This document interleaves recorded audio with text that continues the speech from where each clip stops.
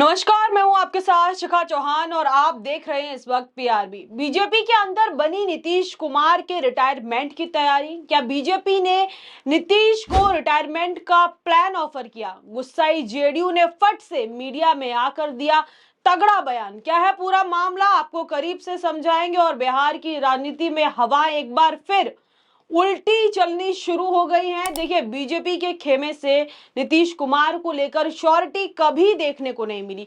जब जब बीजेपी के किसी भी नेता से बातचीत के दौरान पूछा गया हो कि क्या आने वाले साल में भी या चुनाव के बाद भी बिहार में मुख्यमंत्री का चेहरा कौन रहेगा, क्या नीतीश कुमार ही मुख्यमंत्री का चेहरा रहेंगे, तो बीजेपी के खेमे से हर बार बार बार बयान बदलते दिखे। कभी कुछ तो कभी कुछ, लेकिन नीतीश कुमार के नाम पर कभी भी बीजेपी की तरफ से अब तक मोहर नहीं लगाई गई है। इससे देखिए, इसी से जुड़ी एक और आपको खबर बताती हूँ, पुरानी खबर बताती हूँ कि जब अमित शाह से सवाल पूछा गया था हाल ही में कि बिहार का अगला मुख्यमंत्री कौन होगा, तो शाह ने कहा कि पार्टी और गठबंधन मिलकर तय करेगा कि आने वाले समय में, आने वाले विधानसभा चुनाव के बाद बिहार का सीएम कौन होगा। पर नीतीश कुमार की जेडीयू ने भी हर बार साफ करने का प्रयास किया है कि जब जब बिहार की बात होगी, जब जब बिहार की सत्ता की बात होगी, जब जब मुख्यमंत्री के चेहरे की बात होगी, तो नाम सिर्फ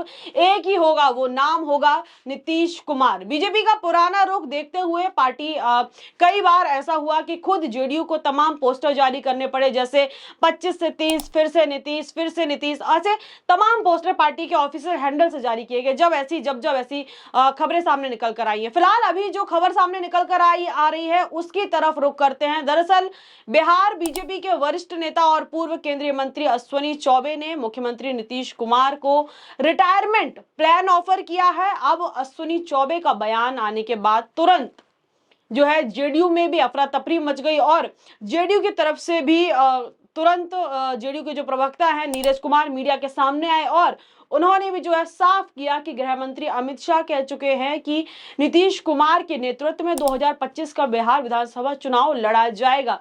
अब ये स्टेटमेंट कब का है? जब अमित शाह से बातचीत की गई थी, उनसे जब अब पूछा गया था मीडिया की बातचीत के दौरान कि बिहार का सीएम कौन बनेगा, जैसे कि मैंने आपको पहले बताया था, अमित शाह ने कहा कि दोनों एनडीए मिलकर तय करेगा, लेकिन नीतीश कुमार के लिए कुछ बोले तो क्या हुआ, तुरंत पार्टी एक्शन मोड में आ गई उसी वक्त। तो जेडीयू की तरफ से तमाम पोस्ट और तमाम जो है चीजें मीडिया के द्वारा बातचीत में कही गई। तो फिर अमित शाह आए, उन्होंने कहा कि हाँ ठीक है, बिहार का जो चुनाव है नीतीश कुमार के नेतृत्व में लड़ा जाएगा। तो वही उसी स्टेटमेंट का यहाँ जो है नीरज कुमार ने हवाला दिया। देखिए, बिहार विधानसभा चुनाव जैसे जैसे नजदीक आ रहा है, सियासी बयानबाजियों का दौर वैसे वैसे गर्म होता जा रहा है। आपको बता दें कि बिहार बीजेपी से नाराज चल रहे पार्टी के नेता और पूर्व केंद्रीय मंत्री अश्विनी चौबे ने नीतीश कुमार को लेकर नया राग छेड़ दिया है।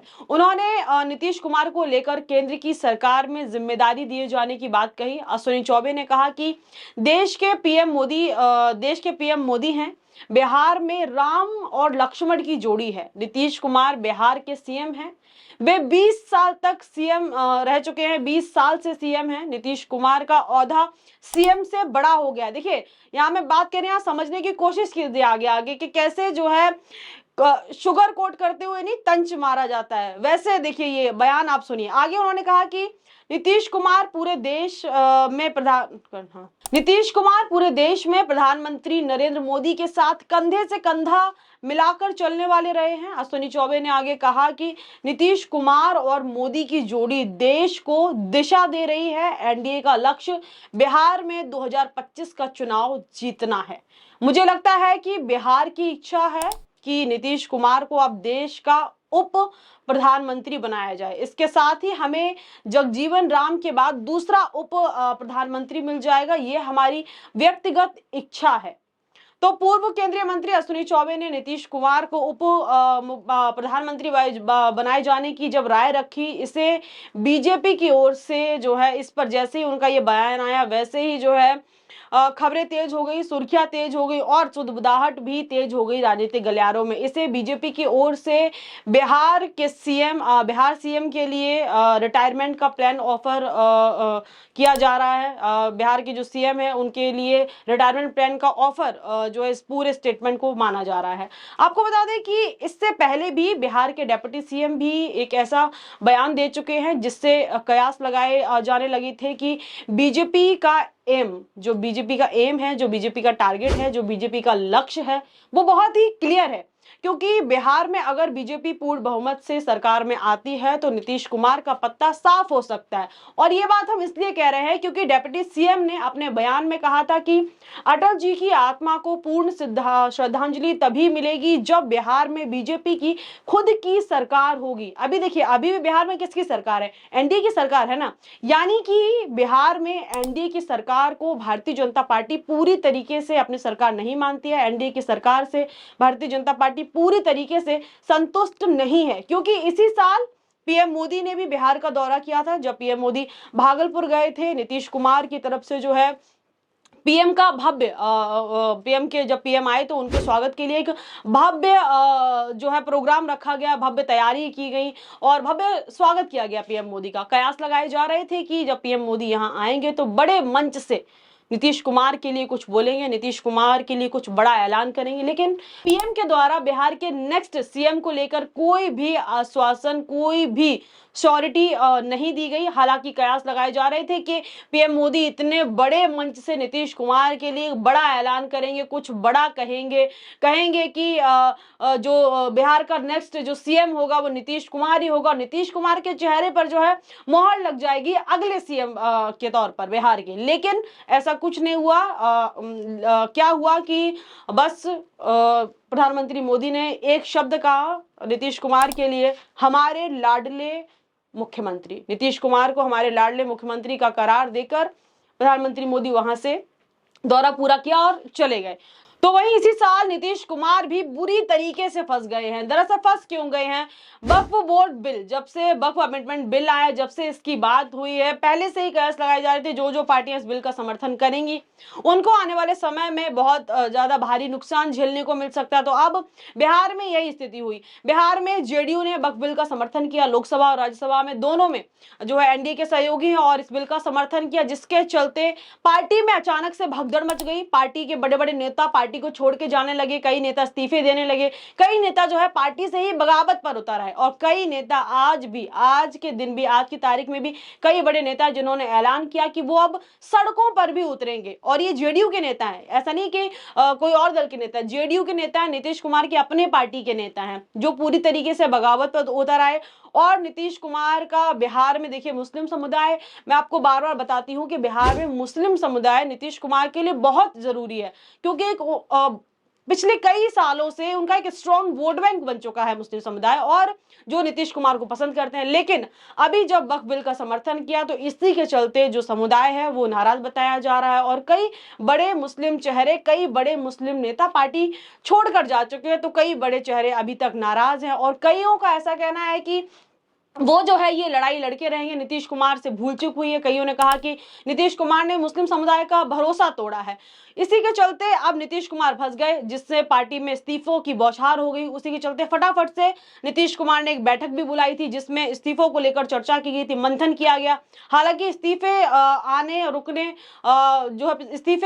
नहीं, इस्तीफे दिन ब दिन आते जा रहे हो, नीतीश कुमार की टेंशन बढ़ती आ रही, जिसके चलते क्या हुआ, नीतीश कुमार ने बिहार में ईद मिलन का एक समारोह रखाया जिसमें नीतीश कुमार की एक साफ सुथरी और मुस्लिम हितैषी छवि को दर्शाया गया। वहीं नीतीश कुमार ने भी अपने सोशल मीडिया हैंडल से पोस्ट किया जिसपे उन्होंने शब्दों को हाईलाइट किया, टोपी शब्द को हाईलाइट किया, साफा शब्द को हाईलाइट किया कि ऐसे ऐसे हमने ये कार्यक्रम अटेंड किया और फिर इसमें हमको ये कराया गया, टोपी पहनाई गई, ये तमाम चीजें नीतीश कुमार ने की। हालांकि वो सारी चीजें बताई जा रही थी कि नीतीश कुमार ने जो डैमेज किया है बिहार में, जेडीयू के द्वारा जो डैमेज हुआ है, वो डैमेज कंट्रोल करने के लिए नीतीश कुमार ने जो ईद मिलन जो सम्मेलन है उसका आयोजन कराया गया, वो उसमें शामिल हुए और उसमें जो है नीतीश कुमार के द्वारा जो मुस्लिम समुदाय है उनके लिए जो भी काम किए गए मुस्लिम समुदाय के लिए नीतीश कुमार के द्वारा, वो काम खास करके मुस्लिम समुदाय को लोगों को बताना जो प्रोग्राम था उसका लक्ष्य था। वहीं इसी साल बिहार में विधानसभा विधानसभा चुनाव होने को है और नीतीश कुमार,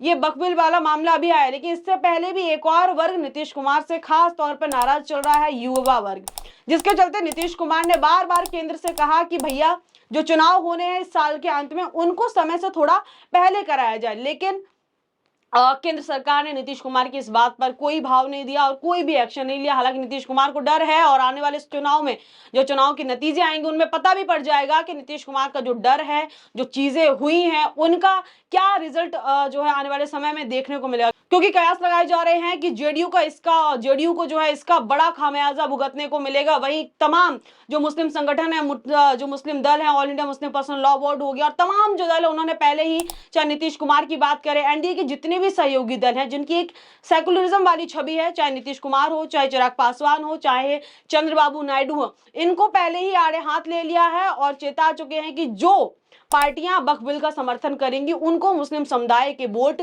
नहीं मिलेंगे इस बार। और ये जो नेता हैं, इनकी ईद और इफ्तार की पार्टी में कोई भी मुस्लिम संगठन जो है शामिल नहीं होंगे। तो ये सारी चीजें, जो ये ईद सम्मेलन और जो भी जितना भी डैमेज कंट्रोल बिहार में हुआ, उसको बैलेंस करने के लिए सारी चीजें की गई थी।